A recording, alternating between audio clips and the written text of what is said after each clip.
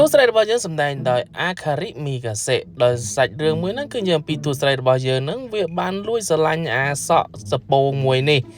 ហើយអានងគឺវាតែងតែព្យាយាមខំរៀនហើយនឹងធ្វើគ្រប់វិធីសាស្ត្រដើម្បីបានពិន្ទុខ្ពស់និងចំណាត់ថ្នាក់ខ្ពស់ដោយមានការចូលលួច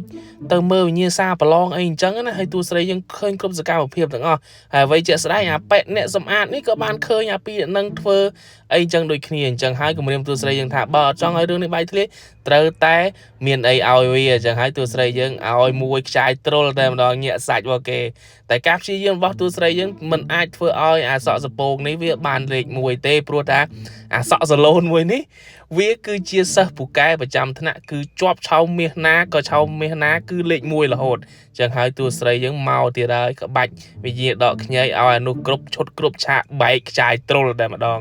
រហូតដល់ភារកិច្ចគឺបានសម្រេចអាសក់កត្រើងយើងនេះគឺបានជាប់លេខ1អញ្ចឹងហើយគឺអរំភើបអញ្ជើញតួស្រីយើងមកដល់ផ្ទះតួស្រីយើងគឺសប្បាយអរខ្លាំងណាស់ហើយអានោះក៏បានបង្ហាញឃើញគ្រប់សកម្មភាពតួស្រីយើងធ្វើអីអញ្ចឹងណាហើយតួស្រីយើងដល់ទៅពេលបដឹងអញ្ចឹងហើយមិនបាច់លាក់បាំងអីទៀតទេហ្នឹងហើយក្រ